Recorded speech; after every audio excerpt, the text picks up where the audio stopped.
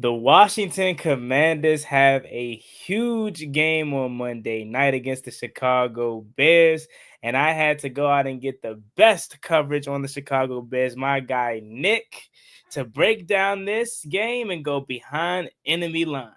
Let's do it. Shout out to Juan Gotti Talking Sports. You know what it is. Shout out Juan Gotti Talking Sports. The way that we live is not for everybody.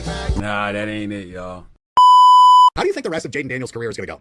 If we're, 6, 7 games into Jaden Daniels' career, and he's already milking injuries? Like, Nigga, stop saying my name, you dick riding bastard. I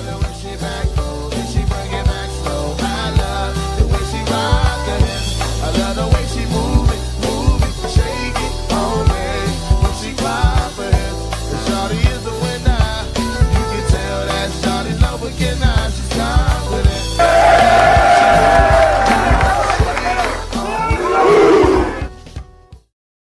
YouTube, what's going on? It's your man Juan Gotti here. Hey Nick, you see I got your buddy in my intro, man. He hates us for whatever reason. Adam Rank cannot stand the Washington Commanders. I don't know what we did to him, but how you doing? Good, man. I think a lot of Bears fans are, I think the Commanders-Bears has become a rivalry because of what happened last year. So maybe that's why. I can't speak for Adam, but I'm definitely looking forward to this upcoming Monday night. There's going to be a lot of energy. It's going to feel like a playoff game, I have a feeling. It's going to be a lot of fun. Yeah, without a doubt. And before we even move forward, just another year. Are we sure it's just another year for Chicago? I think it may be finally different, man.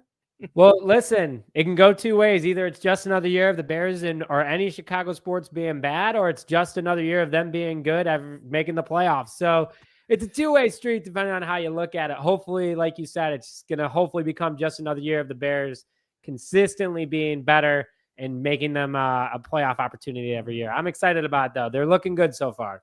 Yeah, before we even get to present day's game, we have to kind of just set the table. Obviously, last year, you all taking Caleb Williams, we're taking Jaden Daniels, and then the game happening and the Hail Murray, and then your season just kind of going to the ground after that. And it felt like prior to last year, we've never had a Bears issue in terms of the fan base. I've always thought you all were a passionate fan base, cool fan base, but now it's like you guys have us, not you specifically, but the fan base has us in their crosshairs, and they cannot stand the burgundy and gold, man. Like, it's crazy.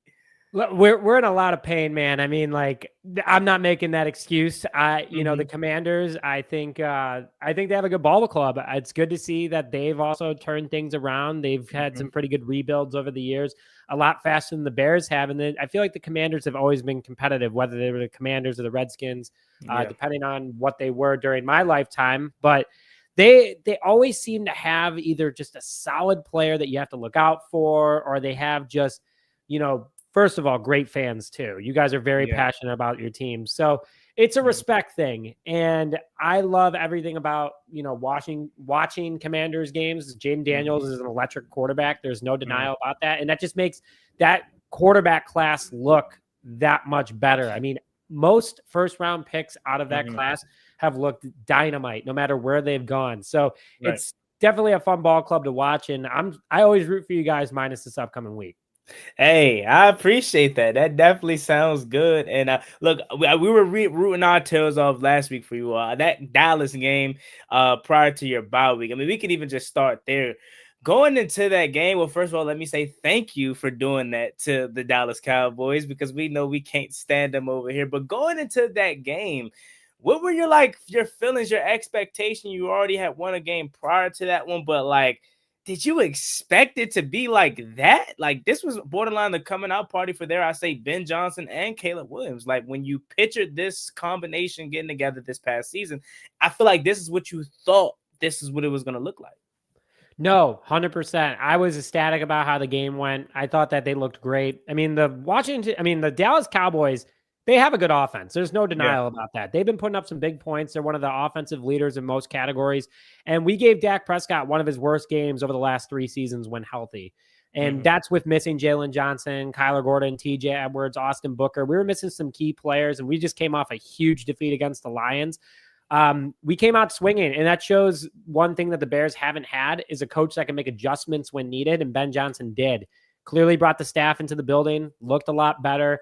They obviously discussed the week before what they do and do not have to do to play better. And they talked to key players like Tyreek Stevenson, Caleb Williams, Roma Dunze. Hey, you guys need to step up in order to win this game. And that's why we were able to dominate those guys that they call themselves America's team, which I don't even think the Cowboys have made it past the first round in my entire lifetime in the playoffs. So, listen, they're a good ball club. I respect them. But at the end of the day, it was that's what we came to see. That's what we came to buy into with Ben Johnson and Caleb Williams, hopefully changing things around. And we saw that at Soldier Field. So really, really good overall feeling after that game. And they carried it into Las Vegas, which was even better. Yeah, definitely. And that was the game, I think.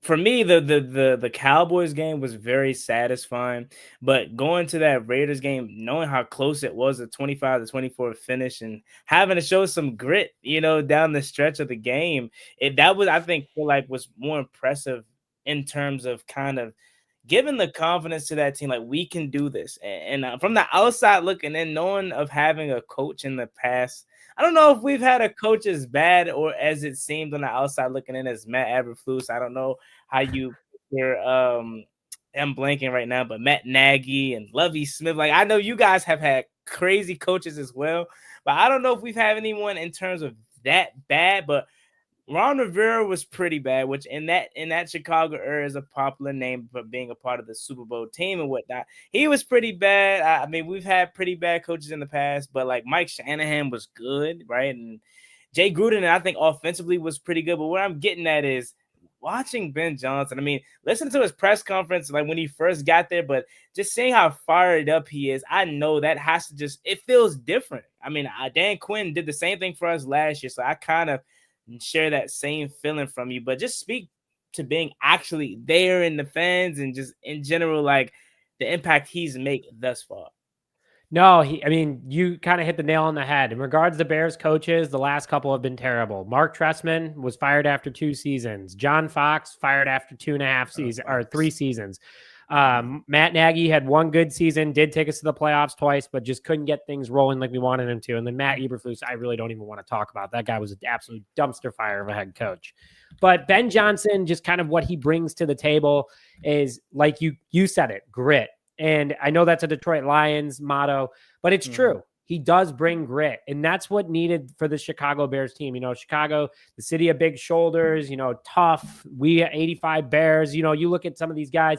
You ask ChatGPT or Grok or whatever AI, and you go, hey, what is a Chicago person? What do they entail? And usually you get a total meatball. Well, Ben Johnson doesn't look like a meatball, but he has the mentality of a meatball, we like to say. And he's just down. He just says what's on his mind, says, you got to fix things. This is what's going to make us better. You're not doing that. I'm pulling you off the field. And that's something we haven't seen. He took Braxton Jones out of that Las Vegas Raiders game after he has been just terrible so far this year. Put in a rookie in Theo Benedict. Things worked out pretty well. And then also he called out in his press conference yesterday that Darnell Wright might not even get some playing time this week with how Ozzie Trapillo did last week. If it ain't broke, don't fix it kind of mentality. And I like that Ben Johnson is bringing that so far. And along with that, too, he's not afraid to be critical of his players to the media. Like today or yesterday, he called out the offensive line has had way too many pre-snap penalties. The running game has not been good. There's one guy to point at, and that's DeAndre Swift. Overall, this Bears team has changed a lot of their ways, have gotten a lot better. We kept a lot of the roster from last year. We made improvements in key areas, which I'm sure we might go into in a little bit. But overall, Ben Johnson just knows what it takes to be a winning coach in this league. He's proven it during his time with the Detroit Lions and as an OC, and that's why he's on a 2-game winning streak right now. Overall, Bears fans are stoked with how he's done so far. Yeah, it definitely seems like it. I know Ben Johnson has a little bit of revenge on his mind as well because we didn't make his exit from Detroit so pretty.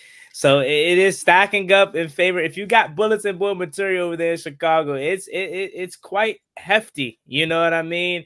But we can actually go there. You brought it up to the improvements you've made. I mean, I think we can start offensively. Obviously, we were pretty loaded with talent already, whether it was Roman Dunze in his second year, DJ Moore, obviously. You got my guy, Lamade Zaccheaus, who I miss severely because I think he is a very, very, solid wide receiver weapon.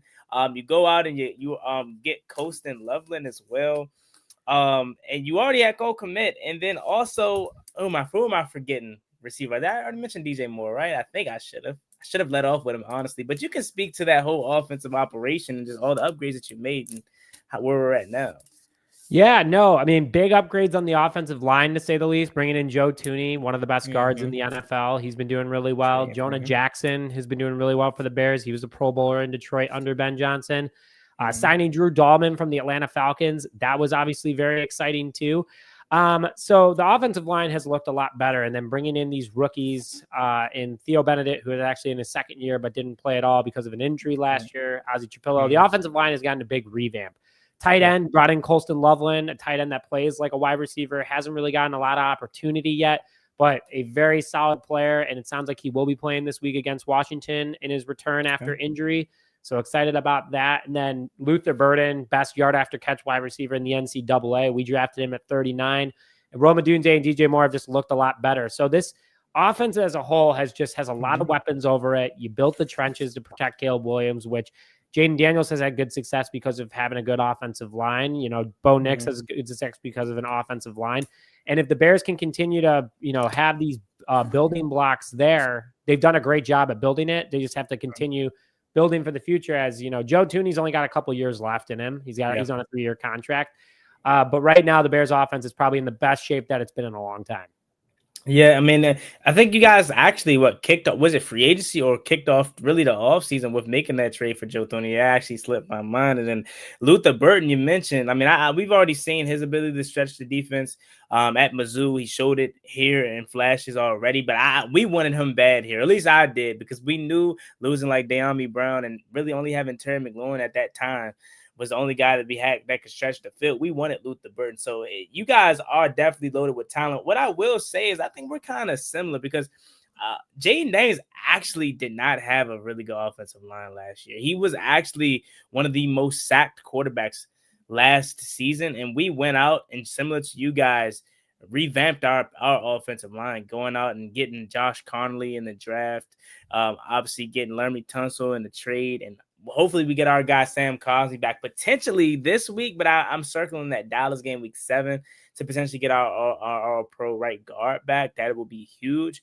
But I feel like we're looking in the mirror at each other's teams in terms of the upgrades we have made. Now, we cannot have this show and not talk about the main star, a guy that is loved in this area as he's from the DMV here. Caleb Williams, man. I feel like a lot of people have a lot of things to say about Caleb Williams, both positive and negative. I've said this about Caleb Williams, in my opinion. Like, I felt like personally, people think I don't like him, honestly. And that's not on the internet. That's more like my real life friends, because they think I'm so head over heels about Jaden Daniels and I'm pushing Caleb Williams down. I'm like, that's not the case. By default, I'm going to root for Caleb Williams because he's a hometown guy for this area. So why not? But just talking about Caleb and seeing the improvements that he has made from year 1 to year 2, what have you seen through the first couple games?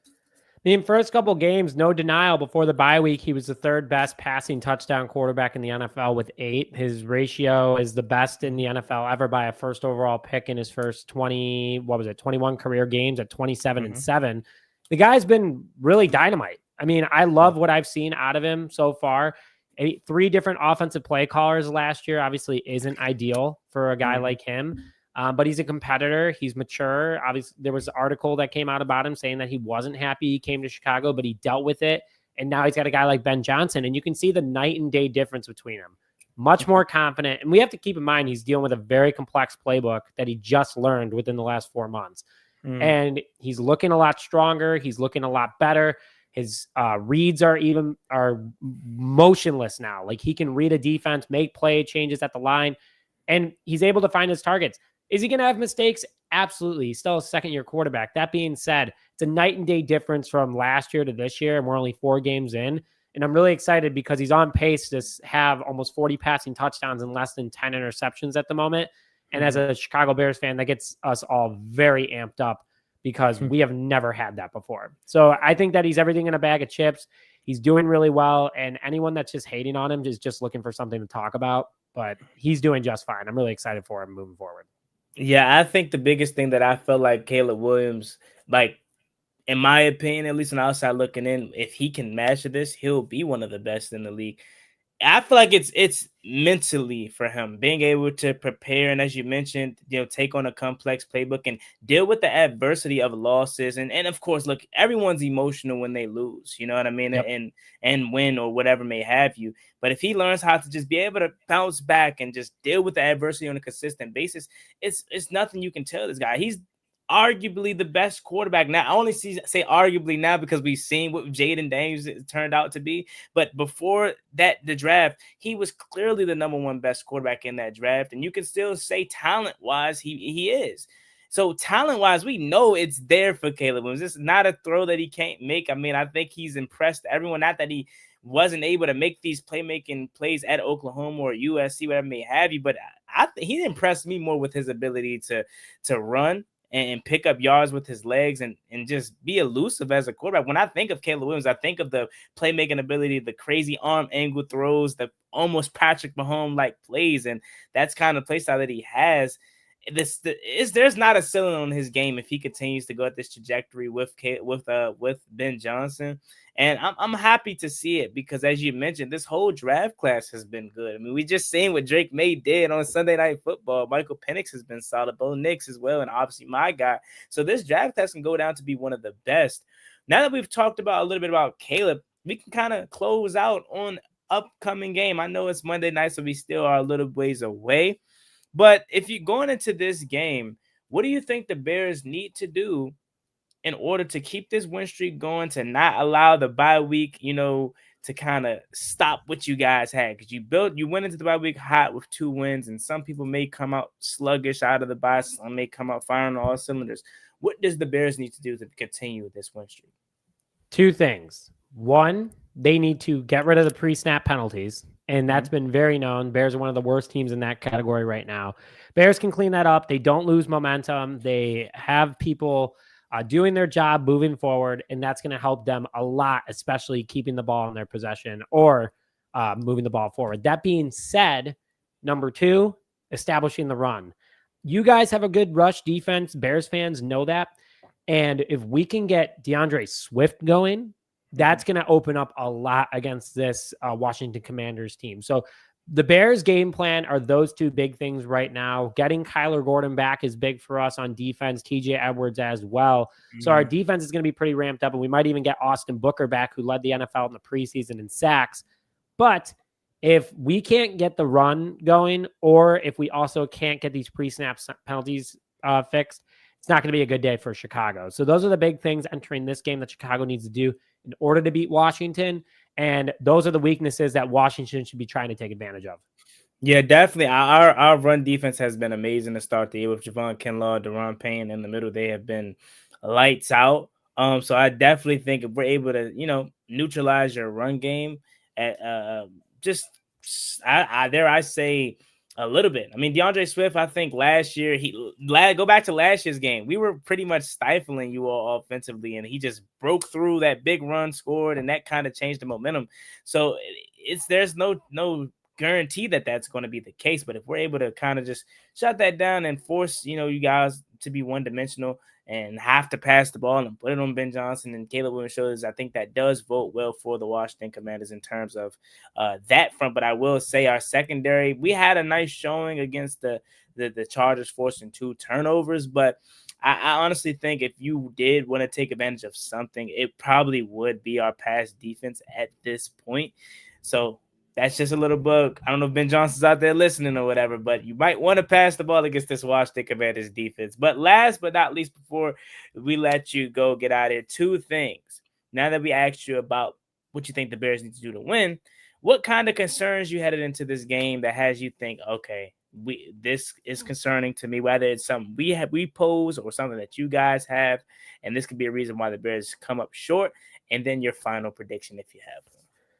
From a Bears perspective, if Darnell Wright's good to go or not, missing last week, Theo Benedict did a pretty good job, Ozzie Chapillo did a good job filling in for him. That being said, a couple weeks off, there's tape on him now.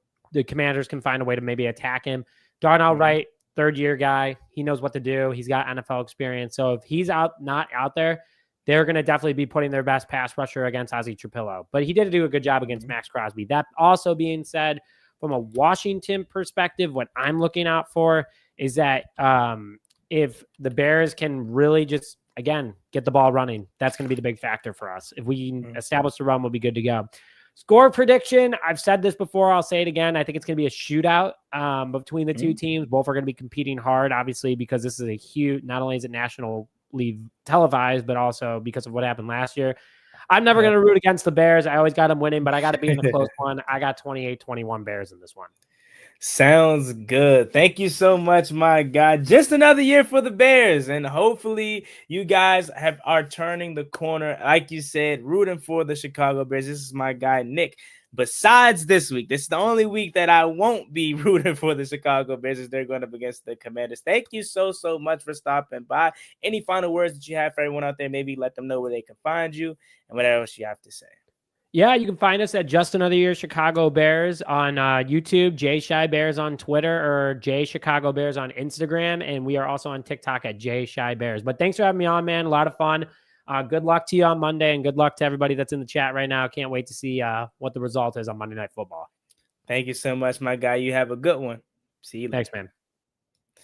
All righty, ladies and gentlemen. So big game for the Commanders coming up here. That was Nick, from Just Another Year covering the Chicago Bears. Man, this game is massive, if you want to be honest. Like, again, we know the storylines for this game on Monday night and what happened last year and everything and so forth and so on. But this is the start of a stretch for the Washington Commanders that kind of it shows you that this schedule is getting rough, if we're being honest. Like, the Bears is a good test for us on Monday Night Football. Then after that, you got the Cowboys on week 7. Then after that, you got Kansas City right back on Monday Night Football. And I think it's Detroit and then Seattle and Denver. Like, this gets tough for the Commanders. So if we want to string together some victories, we're going to have to take this game and win. We have till Monday to discuss this game, or dare I say Sunday, to discuss this matchup because we play so far away. But it was some good insight to give about the Chicago Bears, both positives and negatives. And they're coming in with their chest up and their chest poked out. 2 victories in a row, fresh off of a bye week. They have a ton of bulletin board material, whether it's what happened last year with the Hail Murray, or it's Caleb Williams versus Jaden Daniels 1 versus 2, or it's Ben Johnson, who, as we know, how his exit ended in Detroit and how he did us the year prior when we wanted him to become the head coach. So there's a lot of action for Monday night's game, and it was good to hear a little bit of some insight for the Commanders and Bears game. Isaiah Bird, he says, yo, what's up, Isaiah? How you? Herman says, what's good, bro? What's good, Herman? What's up? Big game. Just got off live with Just Another Year Chicago Bears. My guy Nick covering the Bears. Great coverage over there. It's gonna be a fun game. J Mont says Bears X factor is Swift. They need him to run the ball to set up play action. Yeah, he mentioned that they have not been able to run the ball at all to start the year, which doesn't bode well for them, in my opinion, because this team's run defense is honestly the strong suit of this team thus far. If we're being completely honest, defensively, the biggest thing that helps us out the most is going to be the running game or the run defense. And the pass defense, I think, has been the biggest disappointment at this point, but we're starting to turn a corner too if we can force some turnovers. But DeAndre Swift being their X factor, that's definitely true. We know what he did to us last year. We were stifling that Chicago Bears offense prior to DeAndre Swift breaking that huge run. I think the game plan is as simple. I know they talk about Caleb Williams being better, Caleb Williams being improved, which he may be. And as we've seen over the past few weeks, he has shown you, especially that Dallas game, he's definitely improved. But I'm still want to see him do it. I kind of treat him like Jordan Love in a sense of how I said in week 2, make Jordan Love beat you, prove it to me that you are one of those guys. That's the game plan for Caleb Williams and the Bears. Make Caleb Williams beat you. Make Caleb Williams be the reason that they win this game on Monday. right? Don't make it easy, allowing them to hit you with some run plays. You know they're gonna have a little bit of some trick plays in there, whether it's with Luther Burton or whatever may have you. You gotta allow Caleb Williams to be the reason they get that victory. And if he just comes into Washington with everything that he's facing up against, loud crowd, Monday Night Football, if he goes in there and beats you, you just gotta tip your cap. Just don't make it easy though with allowing DeAndre Swift to run the ball. That's definitely true. J Moss says Bears gonna have to keep up with us. I definitely think we're going to have our way with their defense. I know he mentioned that they get a lot of their key pieces back defensively, but I think we're starting to turn the corner, especially with the ability to run the ball with Bill and how we was able to establish that. And every win that we've had this year, we've established a run game, and it's come to its fruition. Or excuse me, every game that we've won, we were able to establish a run game, and a win came to our fruition. So I think we got to run the ball. I think man, it's gonna be fun. Bears ain't holding us to 21. Hey, look, I could see that. I could definitely see this team scoring way more than 21. I almost expect it. You feel me? With a healthy Jaden Daniels or Jay Daniels back there, and us potentially getting some weapons back, maybe Terry McLaurin, maybe Noah Brown back this week. Who knows? Like, we could definitely see this team putting up more than 21 points, without a doubt. Without a doubt. I think it's a high-scoring game. Yeah, I think both offenses are really good, and I think it definitely could be a high-scoring game, without a doubt. Without a doubt. Without a doubt. In the 30s, JJ says we got to run the ball against the Bears defense. If Joe Witt don't ruin the game, we should win. Yeah, if Joe Witt can build off of what he did last week, I think we definitely can win this game. Even if the defense, I mean, you got to have stops. I'm not going to say the defense can just allow them to score. But even if the defense just comes out there and just bend but don't break, allow Jaden Daniels opportunities to respond and potentially put you in a position to where we're leading. You know what I mean? That's all I ask, right? Just do what you did last week. Make it simple. Right? You don't have to be over complicated with this game. Just be simple with it, man. Like man coverage and blitz. That's how we were able to be successful last week against the Chargers. We didn't make it simple. I mean, we didn't make it complex. We didn't sit back in a soft zone for the whole entire game. We just made it simple. We made it simple, and that's why we were able to have this success. Let's see here. Kenny says it's going to be a hard-fought game, no blowouts unless they do it. Hey, look.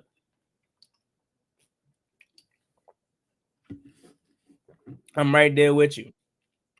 I don't think this is a blowout. I think this is a really good game. Only way this can get ugly is if we force Caleb Williams into some turnovers. If we can force Caleb Williams into some turnovers, which I think he's still prone to turn the ball over, if he doesn't like what he sees, if you get him flustered, if you get him off his spot, he still has the ability to make some poor throws. And I know Minnesota was a few weeks ago at this point, but I think a case in point was that Minnesota game. So I definitely feel like if you can get him off his spot, it's definitely possible to get under his skin, man. You know he's very fragile mentally. You know he is. He doesn't like adversity. So if you get him facing some adversity, it can get ugly quick. It should be impossible for Joe Witt to ruin this game. Man, Joe Witt, he good, man. He good, man. He good. J Mod 6 says everything we are good at. They're horrible at coveraging. Washington should easily score 30+ points. I can see Washington scoring 30+ points as well. Remember, my guy, remember Lee. You know, I always butcher. I don't know why. You know me though. Yo, what up, JG? I think the X factor to this game is going to be same recipe for the LA game. Pressure for Caleb to be the one to do it and try to confuse him. Look, I'm right there with you. Make the game plan simple. Man coverage, we're a better man team than we are coverage. Man press. If Marshawn gets beat over top, he gets beat over top doing what he was supposed to be doing or be good at, and that's man press being physical. Right? So be it. Blitz. Rush the passer, have Joe McGee flying around. Be simple with the play calls. That's all you got to do. You get in Caleb Williams' space. He gets to moving around. He gets to fumbling over his feet. He gets to having bad footwork. He gets to potentially throwing off his back foot, and that can sail a few passes over the head of an intended target. Like, there's a lot of things you can do to disrupt this guy. What I will say is, if we go back to that bullshit that we had the week prior with Michael Penix and give Caleb Williams all the day in the world, all the time in the world, he can carve you up. He can carve you up easily. Jaden healthy this year, and the Bears defense regressed. Jaden's healthy. That knee, look, he had the knee brace on, but he looked fine to me. That knee brace didn't look like it held him back one bit. He looked like regular 5 to me. You feel me? So JD5 is healthy. You damn right. Gio says, if they get the ball first, I think we can hold them to a field goal. Only problem is we have to capitalize. I think Luke or Debo are going to kick return the game. Like, it's always so close. Man, isn't it? Isn't it, Gio? Like, it's always close to a kick return, bro. It is always close. They're going to break one, bro. They're going to break one. Whether it's Luke, whether it's Debo, it's going to get broken. I promise you. They're going to get it right. Undefeated at home still, right? We won week 1. We won week 3. Yeah. Let's get. We back at home. Back at home. Let's continue the streak. You know I'm gonna be there. And if you want to be there with your boy JG, make sure you use promo code Juan Gotti on SeatGeek to get $20 or $10 off your first purchase. And make sure you wear black. It's gonna be a blackout. Make sure you wear black. Let's see. JJ says, I don't get why Witt drops in so much damn zone on third downs. We have man corners. I'm right there with you, JJ. We're definitely a man team. We're definitely more of a man team. And it's definitely a little frustrating that Joe Witt has ran a lot of zone. I think, again, dumbing down the defense is better. You don't always have to have these exotic zones, exotic blitzes, bluffs, stunts. Simple coverage works sometimes. And until it doesn't, I think that needs to be the route that we goes. But even more disappointing than the third down defense, which I think is better, it's the second and long defense, man. Like, it's been pitiful. We gave up 2 long second down completions to the Chargers. Luckily, it got negated by penalties. We gave up big multiple long second and longs against the Falcons. Like, that is a big issue for me. If it's 2nd and 15, 2nd and 25, you know they're either going to get the first down or going to make it a manageable third down. Like, anytime teams get us in 2nd and long, we get teams in 2nd and long, their eyes should light up like a Christmas tree because they know they're going to find a first down or close to. So that's what's even more disappointing to me. Gio says, if they can get pressure on Caleb and turn the ball over, hold them to a field goal, we will win. I think Luke gets a return. He's always been 1 tackle away. I definitely think a Luke or Debo Samuel kick return is coming soon. JJ says, even in the LA game, 2nd and 28. Yeah, exactly. That's what I'm saying. Second down, second long defense is definitely horrible. Kenny says, who was our QB when we got blown out against the Chicago Bears on Monday night? That was Thursday Night Football, and that was Sam Howell. And by that time, Sam Howell had been, dare I say, no, was it Sam Howell? It was. Because Carson Wentz had got hurt the year prior we went to Chicago, and Taylor Heineke had to play after. And then 23, yeah, it was Sam Howell Thursday night. Because remember, or was that Monday night? I think that was Monday night. Because I know Dick Butkus had passed away.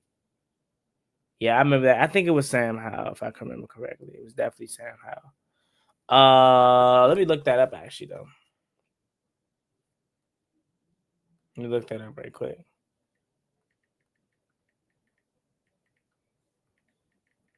Bears blow Commanders. Let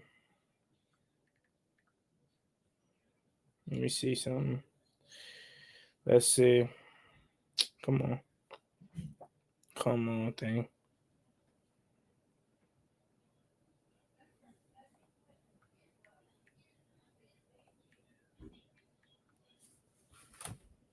Let's see. Yeah, so it was 40-20, and it was, my memory serves me correctly, it was Sam Howell. I think. Yeah, it was Sam Howell. Yep. Says you think Terry and Cosme gonna play? I hope so, but I got them circled for week 7. Given this game is an extra day, given it's a Monday night game, potentially, I hope so. But I'm gonna say week 7. I'm gonna say week 7 is when Sam Cosme and Terry McLaurin plays. But don't lock that in. Don't quote me on that because week 6 is very in play. How he predict a shootout when they can't stop the run? Oh my God! Hold up, y'all. My camera just.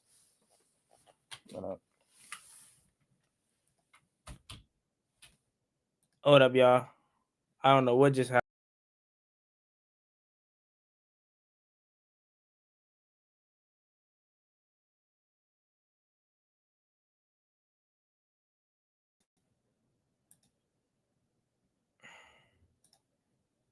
One second. There we go. I don't know what just happened there, y'all. But he says, how can he predict a shootout when they can't stop the run? When they can't stop the run game, so we'll control the clock. Look, you're right. I definitely, if we going with that mindset, hopefully Cliff doesn't get too big-headed, doesn't get too cocky, because what we did the week prior, or because of the stage, and he wants to outduel Ben Johnson. But it could be a shootout. It could be. Right? Both offenses are really good. They're loaded with weapons. Rome Odunze, Colston Loveland, DJ Moore, Cole Kmet, obviously Luther Burton. And I know I'm missing a guy. Alameda Zacchaeus. Like they're loaded. But what I will say is Ben Johnson's also a play caller. You know, he's going to want to take the top off the defenses. They can't run the ball. Not saying that they're not going to try to establish, but they can't run the ball because they have struggled, and also we're not having that. So the only way that they're gonna be able to move the ball is through the air, and our defense ain't like it's a no-fly zone. We know we're prone to give up big plays, so it wouldn't surprise me if this game is definitely a shootout. I'm not gonna lie. Any bold prediction for the game? I'm gonna say another Jalen Lane punt return. Jalen Lane punt return. Another one. That's what I'm going to say. Let me see something real quick. He says, after the first 15 plays, they're done. Oh, yeah. I love to hear that.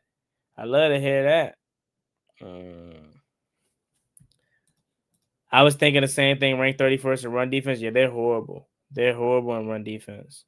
So we got to establish this run game, man. Commanders 34, Bears 24, 31, Commanders, Bears 24. Okay. I think after that fumble recovery, Marshawn gained some confidence back. You saw how he scurried for the fumble. Hey, look. Marshawn always has a week in which he's quiet. Last week he was quiet. The week after he always gets cooked. So hopefully that was a confidence booster for him, man. And he doesn't allow DJ Moore or Roman Dunze to tear him up, man. But that being said, though, I'm going to go ahead and get up out of here. Bill Collector back-to-back 100-yard game. Hey, I hope so. That'd be cool. But we got all week to talk about this. I'm gonna come back with a video later and throughout the week. But as always, me and boy Juan Gotti. Make sure you like, comment, subscribe to the channel, share out the page. I'm gonna head out. Love each and every one of y'all. Y'all have a blessed one. Stay safe, be easy out there. Never gave a ballin' like I'm Deshaun, throw the bomb, G. That's IG, my jersey never seen a line.